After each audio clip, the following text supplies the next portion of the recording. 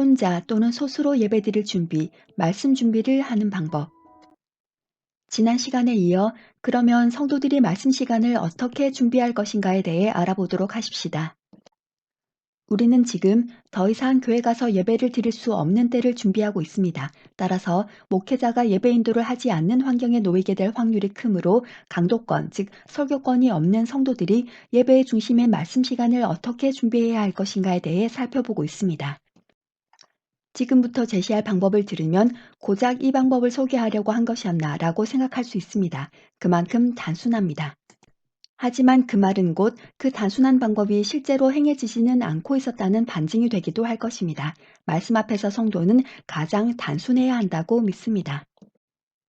먼저 말씀 준비를 할 때 걱정하지 않아도 되는 것, 하지 않아야 하는 것부터 보겠습니다. 첫째, 말씀을 볼 때 그 본문에 대해 해석을 해야 한다는 생각과 부담을 갖지 않아도 됩니다. 본문은 해석보다 내용 파악이 우선입니다. 하나님께서 무엇을 기록해 놓으셨는지 그 내용이 파악되면 인간적 해석은 굳이 필요치 않습니다. 둘째, 자신의 눈에 들어오는 구절을 선택해서 그날의 본문으로 삼으려 하지 않아야 합니다. 그렇게 하면 본문을 정하는 데 인간적인 감정과 결정이 관여를 하게 됩니다. 지난 시간에 말씀드린 바와 같이 우리는 더 이상 인간의 생각이 말씀 시간에 반영되지 않도록 해야 합니다. 셋째, 자신의 상황에 맞고 마음을 위로하는 구절이 보인다고 해서 그것이 하나님께서 본문 말씀으로 주신 것으로 생각하지 않는 것이 좋습니다. 때를 따라 하나님께서 특정 구절을 통해 우리를 위로하시기도 하고 답을 주시기도 하지만 계속 자신의 상황과 마음에 맞는 구절을 찾는 것은 유아적이며 성경을 인간에게 끼워 맞추는 것이 됩니다. 넷째, 본문을 놓고 잠시 시간을 가지면서 묵상을 하려고 하지 않아야 합니다. 말씀에 대한 파악이 안 된 상태에서 묵상을 하는 것은 위험한 일입니다. 그것은 자연스럽게 인간의 생각대로 말씀을 해석하도록 이끕니다. 다섯째, 정해진 본문을 놓고 적용을 하려고 하지 않아도 됩니다. 본문 내용이 파악이 되어 하나님의 원 의도를 제대로 알게 되면 사람이 적용할 점들을 정리해서 짚어주지 않는다 해도 성령께서 그 말씀을 삶에 적용하도록 깨닫게 하실 것입니다. 여섯째, 제목을 정하기 위해 고심하지 않아도 됩니다. 본문 내용만 제대로 파악이 되면 제목은 따로 정하지 않아도 괜찮습니다. 제목은 본문의 핵심을 담고 있는 바, 본문이 다 파악이 되면 굳이 제목이 없어도 본문의 의도를 파악하는 데 지장이 없습니다. 제목을 정하기를 원하는 경우는 다음에 기회가 되면 다시 언급하도록 하겠습니다. 이상의 6가지 제안만으로도 말씀 시간을 준비해야 하는 성도들의 마음은 부담과 염려로부터 상당히 자유로워질 수 있을 것입니다. 강도권, 즉 설교권이 있는 목회자들처럼 본문에 대해 해석을 해내고 적용할 내용들을 정리하는 작업을 전혀 하지 않아도 되니 말입니다. 계속해서 보시겠습니다. 일곱째, 말씀 시간을 위해 성도들은 어떤 구절을 본문으로 삼을까를 결정하기 위해 고심하지 않아도 됩니다. 이젠 66권 전체가 본문이 될 것이며 또 그렇게 되어야만 합니다. 그렇게 하면 성도들은 자주 들었던 본문들, 익숙한 본문들, 딱 봤는데 눈에 들어오는 구절들 위주로 말씀을 보는 경향과 습관을 지워나가게 될 것이며 동시에 성경 전체를 본문으로 삼을 수 있게 될 것입니다. 대신 66권 각권 중에 한 권을 보기로 했다면 그 한 권 전체가 본문이 될 것입니다. 만약 그 한 권이 길다면 몇 번에 나누어 이어서 보면 될 것입니다. 그리고 같은 맥락의 성경은 나누지 않고 이어지게 볼 것입니다. 예를 들어 선지서를 선택했다면 선지서 전부를 다 보고 다른 권으로 넘어갈 것입니다. 구약의 역사서와 선지서, 신약의 사도행전과 서신서를 병행하며 보는 방법은 그 다음 단계이므로 이것은 다음에 기회가 되면 다시 언급하도록 하겠습니다.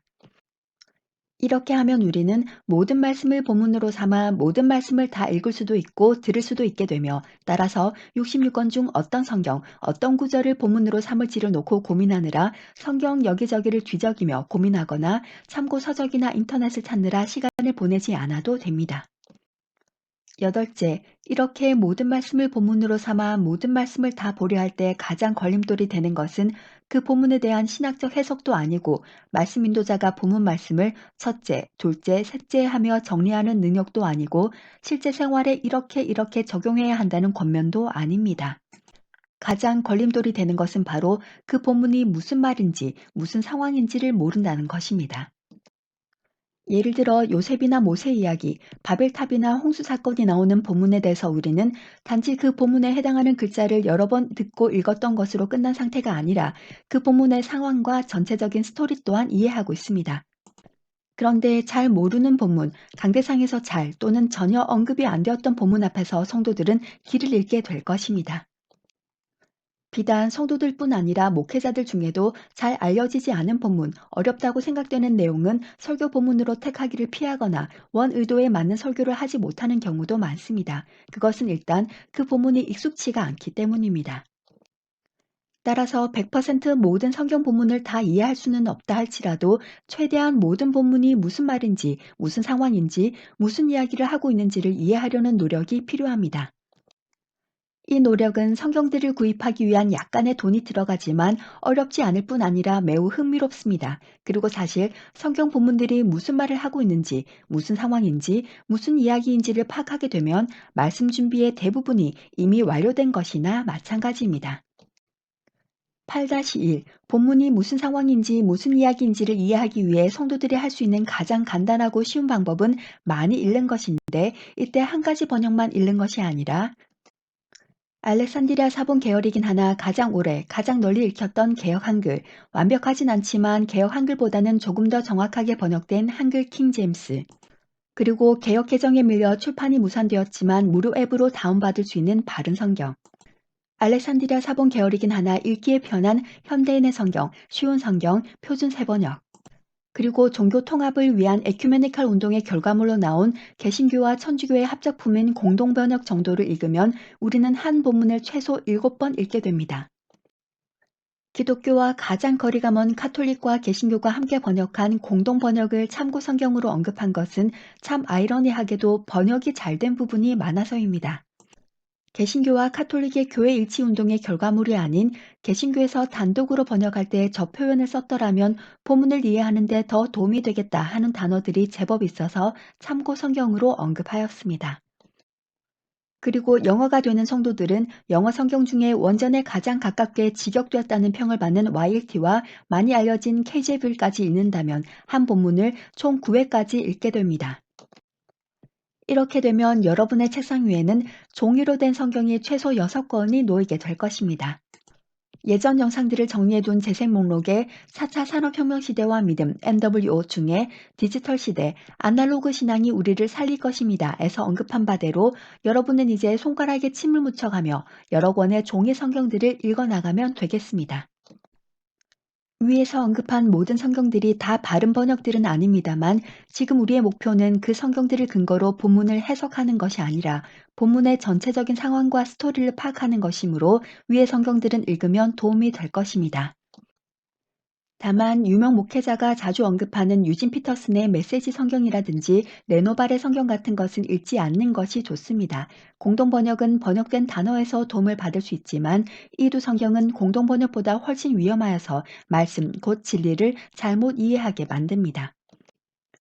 8-2 본문이 무슨 상황인지 무슨 이야기인지를 이해하기 위해 성도들이 한 걸음 더 나아갈 수 있는 방법은 이스라엘의 문화와 풍습에 관한 지식을 갖는 것입니다.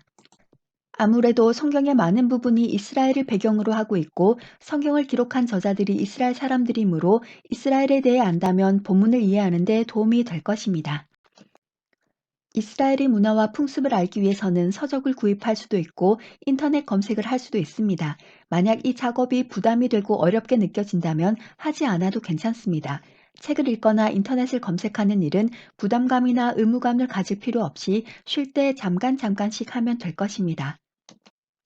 8-3 본문이 무슨 상황인지 무슨 이야기인지를 이해하기 위해 성도들이 한 걸음 더 나아갈 수 있는 또 다른 방법은 히브리어 헬라어를 찾아보는 것입니다. 이 말은 히브리어 헬라어를 공부하라는 말이 전혀 아닙니다. 단지 자신이 원할 때에 좀 더 정확히 알고 싶은 그 단어를 핸드폰 앱이나 인터넷 검색으로 찾아보면 됩니다. 가끔씩 히브리어 헬라어 단어를 찾아보면 아, 이 단어가 원래 이런 뜻을 갖고 있었구나, 이런 뜻으로 기록이 되었구나를 알게 되어 뜻이 선명해지기도 하면서 재미도 있고 뜻을 알게 되면 왠지 흐뭇하고 뿌듯해지기도 할 것입니다. 아시다시피 딥스테이트, 그림자 정부의 세계 단일 정부로 가기 위한 시스템을 받아들이지 않는 사람은 앞으로 인터넷 검색을 하지 못할 날이 올 것입니다. 그러니 인터넷 검색을 이용할 수 있을 때까지는 이용하면서 필요한 정보를 얻지만 현재 상황에서도 검색하는 것이 익숙치 않은 성도들은 검색에 대한 부담을 가질 필요는 없습니다. 인터넷 검색을 언급한 것은 말씀을 이해하는 보조기구의 하나로서 소개를 한 것이지 그 검색을 통해서 정보를 습득하는 것과 진리를 깨닫는 것과는 별개일 수 있습니다. 그 옛날 우리 믿음의 선진들은 인터넷 없이도 진리를 올바로 깨달았습니다. 그러니 검색에 대한 부담은 갖지 않아도 됩니다. 다시 돌아와서 한 장이 되었든 한 권이 되었든 한 본문에 대해 이렇게 다양한 버전들의 성경을 병행해서 읽게 되면 여러 번 읽게 되고 지루하지 않고 본문 상황을 파악하는 데도 도움이 될 것입니다. 하지만 이렇게 하려면 지난 영상에서 말씀드린 바와 같이 시간 투자가 필요하므로 여러분의 엉덩이는 의자에 많이 붙어 있어야 할 것입니다. 그러나 시간이 지날수록 점점 손에 침을 묻히며 종이 성경을 넘기고 있는 자신을 발견하게 될 것이며 그 시간이 행복하고 감격스럽도록 성령께서 은혜를 더하실 것입니다. 다시 한번 말씀드리지만 이렇게 하는 작업은 목회자의 고유 영역이 아니라 성경을 가진 모든 성도들이 얼마든지 할 수 있는 일입니다. 여덟째 다시 1, 2, 3 중에 여덟째 다시 2와 3은 선택사항이지만 여덟째 다시 1, 곧 각 권에 해당하는 여러 버전의 성경을 읽어서 성경의 내용을 파악하는 일은 반드시 필요한 단계입니다. 아홉째, 이렇게 성경들을 읽으며 내용을 파악해 나갈 때 한 가지 주의해야 할 점이 있습니다. 여러 버전의 성경들을 여러 번 읽어도 내용이 파악이 잘 안 되고 잘 모르겠는 부분이 분명 있을 것입니다.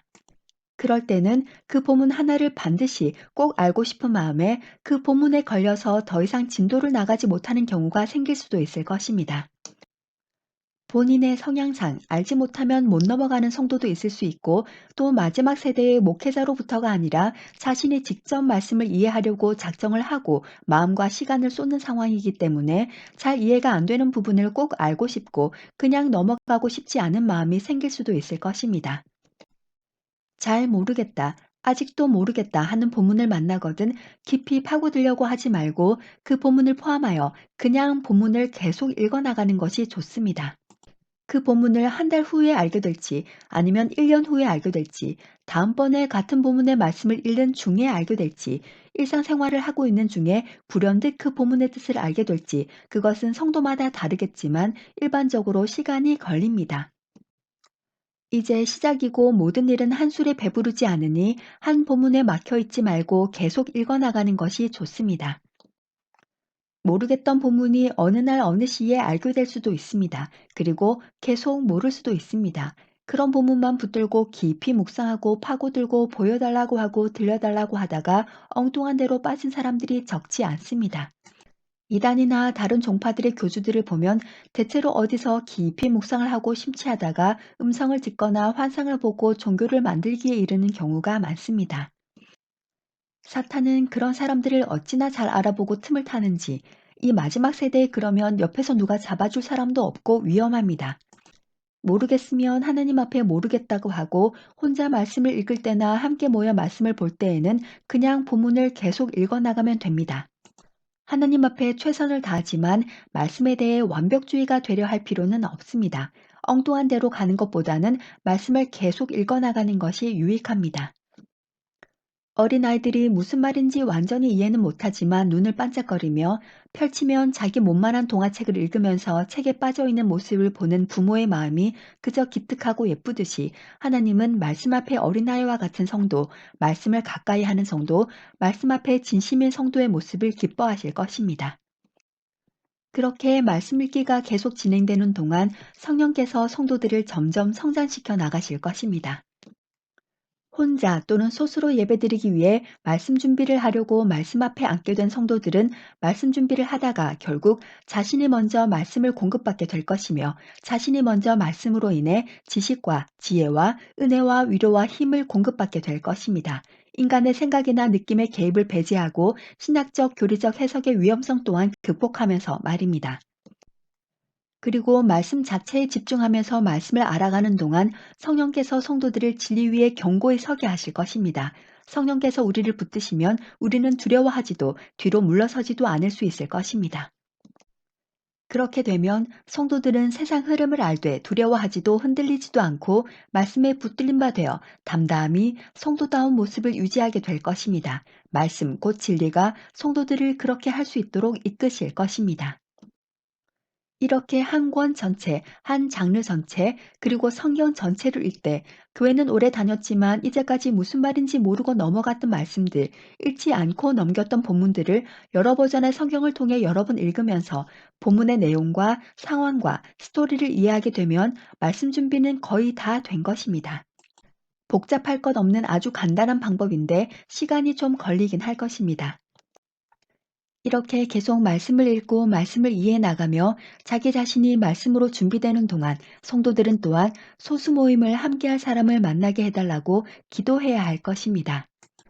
소수 모임의 시작에 대해서는 다음에 따로 다루도록 하겠습니다. 이제 이렇게 읽고 이해하는 말씀을 실제 예배에 적용하는 방법과 소수 모임에서의 실전 예배와 소수 모임의 구성에 대해 계속해서 알아보십시다. 영상의 길이상 이 내용은 다음 시간에 이어서 업로드하겠습니다. 이상 설교문 잘라서 읽어드리는 참믿음과 구원 올리고스TV의 설시아였습니다. 마라나타. 그럼 다음 설교문으로 곧 찾아뵙겠습니다. 감사합니다. 구독, 좋아요 부탁드립니다.